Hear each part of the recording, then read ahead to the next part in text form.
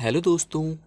जैसा कि पिछले कुछ सेशनों के जरिए हम लोगों ने रिटेलिंग की अच्छी खासी नॉलेज गेन की है। अब चलिए आगे देखते हैं। दोस्तों, किसी भी रिटेल स्टोर को उसके स्टोर के बेसिस पे दो पार्ट्स में बांटा जा सकता है। पहला स्टोर रिटेलिंग एंड दूसरा नॉन स्टोर रिटेलिंग। जब कोई रिटेलर अपने प्रोडक्ट एंड सर्विसेज किसी फिजिकल स्टोर की हेल्प से अपने कस्टमर को सेल करता है तो उसे कहते हैं स्टोर रिटेलिंग। स्टोर रिटेलिंग के एग्जाम्पल हैं malls, departmental stores and normal convenience stores and etc. जब कोई रिटेलर अपने प्रोडक्ट या फिर सर्विसेज बिना किसी फिजिकल स्टोर की हेल्प से अपने कस्टमर को सेल करता है तो उसे कहते हैं non store retailing. Non store retailing के एग्जाम्पल हैं Amazon, Flipkart, Meesho and Naaptol and etc.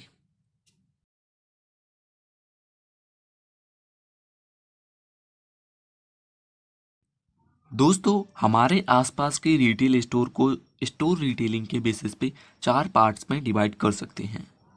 First number पे आता है इंडिपेंडेंट रिटेलर। इंडिपेंडेंट रिटेलर एक ऐसा पर्सन होता है जो कि रिटेल स्टोर का ओनर होता है और अपनी फैमिली मेम्बर के साथ मिलकर रिटेल स्टोर को चलाता है। इनका कांटेक्ट डायरेक्ट होता है कस्टमर के साथ। इनके एग्जाम्पल है लोकल बनिया या फिर किराना स्टोर और पान वाला। इन रिटेलर की स्ट्रेटजी डिपेंड करती है स्टोर के लोकेशन पे और किस टाइप के प्रोडक्ट हैं उनके स्टोर में उन पर। सेकंड नंबर पे आते हैं चेन रिटेलर। इनको कॉरपोरेट रिटेल चेन के नाम से भी जाना जाता है। जब बहुत सारे रिटेल आउटलेट्स को एक सिंगल ओनर द्वारा ऑपरेट या फिर चलाया जाता है तो उसे कहते हैं chain retail. Chain retailers same type के प्रोडक्ट्स और स्टोर एनवायरनमेंट ऑफर करते हैं हर अपने आउटलेट्स पे। इनके एग्जाम्पल्स हैं एम्बिया चाय वाला, रिलायंस, बाटा एंड एक्सेट्रा। थर्ड नंबर पे आता है फ्रेंचाइजिंग। फ्रेंचाइजी एक लीगल कॉन्ट्रैक्ट होता है जो कि कंपनी और स्टोर ओनर के बीच होता है। इस कॉन्ट्रैक्ट के अकॉर्डिंग स्टोर ओनर कंपनी का नाम यूज़ कर सकता है अपने बिजनेस में। फॉर एग्जांपल मैकडोनाल्ड्स, पिज़्ज़ा हट, ban Hussain and etcetera. Fourth and last number पे आता है कंज्यूमर कोऑपरेटिव्स। इस टाइप के रिटेल स्टोर को बेसिकली मेंबर कस्टमर ऑपरेट करते हैं। दोस्तों, यहाँ से एक क्वेश्चन आपसे पूछा जा सकता है एग्जाम में, आखिर कंज्यूमर कोऑपरेटिव क्रिएट क्यों होते हैं, इसका रीज़न क्या है। सो बेसिकली इसका रीज़न ये है, जो भी कस्टमर होते हैं ना, उनकी नीड फुलफिल नहीं हो पाती जितने भी रिटेल स्टोर अभी एग्जिस्ट करते हैं उनके थ्रू। सो वो डिससेटिस्फाइड होते हैं इन सभी रिटेल स्टोर से। सो इसी कारण वो कंज्यूमर कोऑपरेटिव क्रिएट करते हैं। इसका एग्जाम्पल है अपना बाज़ार, जो कि मुंबई में सिचुएटेड है अभी। दोस्तों, अभी तक हमने जितने रिटेल स्टोर्स के पार्ट्स को जाना वो सभी ओनर के बेसिस पे डिवाइड थे। अब हम जानेंगे बेस्ड ऑन मर्चेंडाइज ऑफर के अकॉर्डिंग। सो दोस्तों, हम पहले यह समझ लेते हैं कि मर्चेंडाइज का मतलब क्या होता है। दोस्तों, बेसिकली मर्चेंडाइज का मतलब ऐसे गुड्स या प्रोडक्ट्स जो स्टोर में बेचने के लिए रखे हैं। मर्चेंडाइज को हम स्टॉक भी कह सकते हैं। मर्चेंडाइज के बेसिस पे फर्स्ट नंबर पे आता है कन्वीनियंस स्टोर्स। इस टाइप के स्टोर्स छोटे होते हैं और यह लोकेट होते हैं रेजिडेंशियल एरियाज में। इस टाइप के स्टोर्स लॉन्ग आवर्स तक ओपन होते हैं और लिमिटेड प्रोडक्ट्स ही अपने कस्टमर को ऑफर करते हैं। प्रोडक्ट्स हो गए जैसे eggs, bread, milk, vegetable and etcetera. Second number पे आते हैं सुपरमार्केट्स। यह एक बड़ा रिटेल स्टोर होता है जो कि बहुत अलग अलग टाइप्स के प्रोडक्ट्स अपने कस्टमर को सेल करता है। मोस्टली ये हाउस होल्ड में यूज़ होने वाले प्रोडक्ट्स और ग्रोसरी प्रोडक्ट्स सेल करते हैं, वो भी लो प्रॉफिट में। इनका टर्नओवर हाई होता है। थर्ड नंबर पे आते हैं हाइपर मार्केट्स। ये कॉम्बिनेशन होते हैं सुपरमार्केट और जनरल मर्चेंडाइज के। ये डिज़ाइंड होते हैं कस्टमर को अट्रैक्ट करने के लिए through the offer a low price products. Fourth number पे आते हैं speciality stores.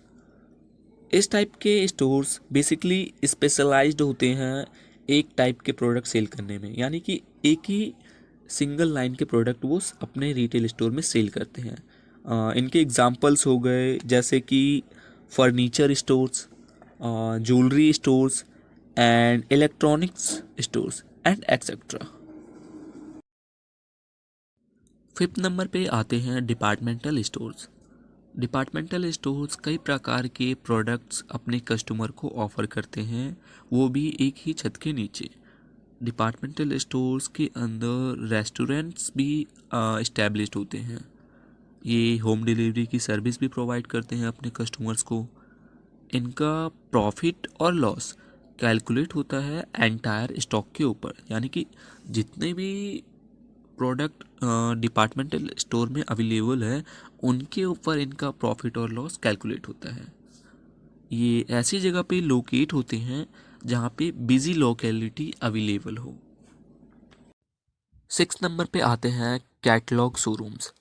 Catalogue retailers usually specialise होते हैं हार्ड गुड्स में, जैसे कि houseware, consumer electronics, jewellery and etcetera. Customer इन शोरूम्स में विजिट करते हैं और अपने चॉइस के अकॉर्डिंग वो कैटलॉग चूज़ करते हैं। देन जो प्रोड्यूसर होता है उन्हें कोड नंबर दे देता है, फिर कुछ टाइम बाद वो उस टाइप का प्रोडक्ट क्रिएट करके कस्टमर को सेल कर देते हैं। दोस्तों, अभी तक हमने जितने रिटेल स्टोर्स को जाना वो सभी स्टोर रिटेलिंग के बेसिस पे जाना। अब चलिए जानते हैं नॉन स्टोर रिटेलिंग के बेसिस पे। सो फर्स्ट नंबर पे आता है डायरेक्ट पर्सनल कांटेक्ट। इसमें रिटेलर अपने प्रोडक्ट सेल करते हैं अपने कस्टमर को डायरेक्ट कांटेक्ट के साथ। यानी कि जो कस्टमर होता है वो रिटेलर के पास जाता है और अपने प्रोडक्ट खरीदता है डायरेक्ट कांटेक्ट के साथ, यानी कि फेस टू फेस बातचीत करते हैं, देन कस्टमर अपने प्रोडक्ट खरीदता है। इनके एग्जाम्पल हैं cosmetic, jewellery, home appliances, educational materials, nutrition products and etcetera. Second number पे आता है डायरेक्ट रिस्पॉन्स मार्केटिंग।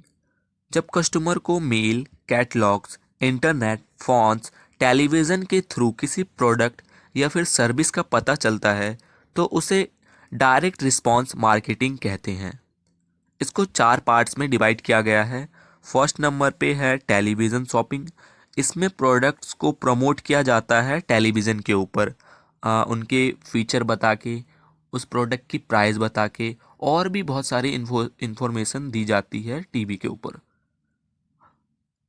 और टीवी के ऊपर फ़ोन नंबर भी दिया जाता है जिसके थ्रू जो कस्टमर होते हैं वो अपने प्रोडक्ट ऑर्डर कर सकते हैं। इसका एग्जाम्पल है नापतोल। सेकंड नंबर पे है ई शॉपिंग। इसमें कस्टमर घर बैठे ही अपने प्रोडक्ट्स परचेज कर सकता है किसी भी वेबसाइट के थ्रू या किसी भी ऐप के थ्रू। इसका एग्जाम्पल है Amazon, Flipkart, Meesho and etcetera. Third number पे है टेली मार्केटिंग। टेली मार्केटिंग का मतलब है प्रोडक्ट्स एंड सर्विसेज प्रमोट करने के लिए कस्टमर से बात करना थ्रू द टेलीफोन। इसके एग्जाम्पल हैं बैंक सेलिंग क्रेडिट कार्ड्स, और आपको कभी ना कभी बायजूस से कॉल आया होगा या फिर एक्स्ट्रा मार्क्स से भी कॉल आया होगा। सो वो भी इसके एग्जाम्पल हैं। एंड फोर्थ नंबर पे आता है मेल ऑर्डर रिटेलिंग। इसमें रिटेलर कस्टमर का डाटाबेस यूज़ करता है कैटलॉग्स को डेवलप करने के लिए। इसमें रिटेलर्स अपने कस्टमर को कैटलॉग सेंड करते हैं जो उन्हें ऑर्डर देते हैं। दोस्तों, अगर आपको अच्छे से सारे टॉपिक समझ में आए हैं तो एक लाइक कर दीजिएगा, और हाँ, हमारे इस चैनल को सब्सक्राइब करना मत भूलिएगा।